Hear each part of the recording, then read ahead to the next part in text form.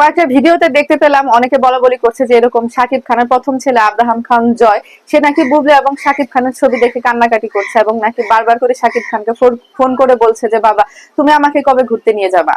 এরকমটাই কিন্তু অনেকগুলা ভিডিওতে দেখলাম এবং অনেকে বলা বলি করছে যে এরকমটাই, যে বুবলি এবং শাকিবের ছবি দেখে সাথে বীরকে দেখে কোনোভাবে আসলে জয় মানতে পারছে না। এখানে তো আসলে মানা না মানার কিছু নাই, এখন ওকেও তো ঘুরতে নিয়ে গেছে, এখন ছোট ছেলে যে আছে তাকেও তো আসলে ঘুরতে নিতে হবে। আর এটা ঘনিষ্ঠ তথ্য সূত্র মতে জানা গেছে যে অপু বিশ্বাসকে যখন এই আব্রাহাম খান জয় সহ যখন ঘুরতে নিয়ে গেছিল তখন নাকি অনেকে চেষ্টা করেছিলেন যে শাকিব খানের সাথে যেন অপু বিশ্বাসের মিল করিয়ে দেওয়া হয়, এবং শাকিব খানের যে ঘনিষ্ঠ বন্ধু বান্ধবরা আছে, অপু বিশ্বাসের যে ঘনিষ্ঠ জনরা আছে, অনেক চেষ্টা করেছিলেন যে দুইজনের যেন একসাথে মিলে যায়, কিন্তু শাকিব কোনোভাবেই সে রাজি না। শাকিব শুধু চেয়েছে যে ছেলেকে ভালো একটা সময় দিতে, সে কোনোভাবে আসলে তার যে যাকে সে ডিভোর্স দিয়ে দিচ্ছে তাকে নিয়ে আসলে কোনোভাবে সংসার করতে রাজি না।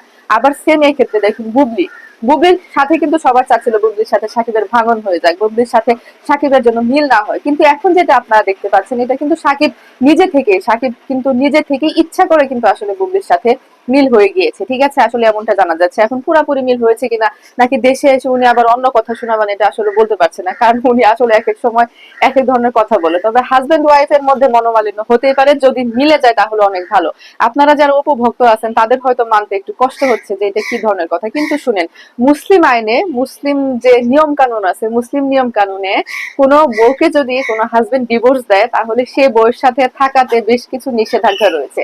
সে বউকে যদি আবার সে স্ত্রী হিসেবে পেতে চায়, যদি সে আবার করে তাকে যদি বউ হিসেবে গ্রহণ করতে চায়, তাহলে সে বউকে আবার আরেক জায়গায় বিয়ে দিতে হয়, আরেক জায়গায় বিয়ে দিয়ে সারায় সেখানে 3 মাস সংসার করতে হয়, তারপরে তাকে এনে আবার সংসার করতে হয়, এবং সেটা হচ্ছে বৈধ উপায়। এখন শাকিব খান একজন মানে পূর্ণবয়স্ক মানুষ, তার আসলে নিজের ডিসিশন নেওয়ার মতো অধিকার রয়েছে। বুবলি অপু বিশ্বাস দুজনেরই কিন্তু আসলে নিজেদের ডিসিশন নেওয়ার মতো অধিকার হয়েছে, বয়স হয়েছে।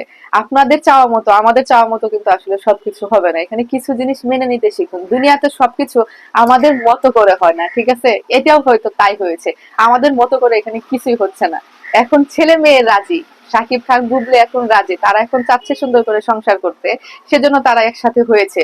এখন এখানে তো আসলে আমাদের চাওয়া অচাওয়া তো আসলে কিছু নাই, আমাদের না চাওয়াতে কিন্তু এটা আসলে চেঞ্জ হয়ে যাবে না। আমরা না চাইতেও কিন্তু শাকিব খান বুবলির কাছে গেছে, বুবলির সাথে সম্পর্ক হয়েছে, না চাইতেও কিন্তু অপু বিশ্বাসকে রেখে বুবলির কাছে গিয়েছে, সেটা অনেক আগের কথা বলতেছে, এবং এখনো তাই হয়েছে।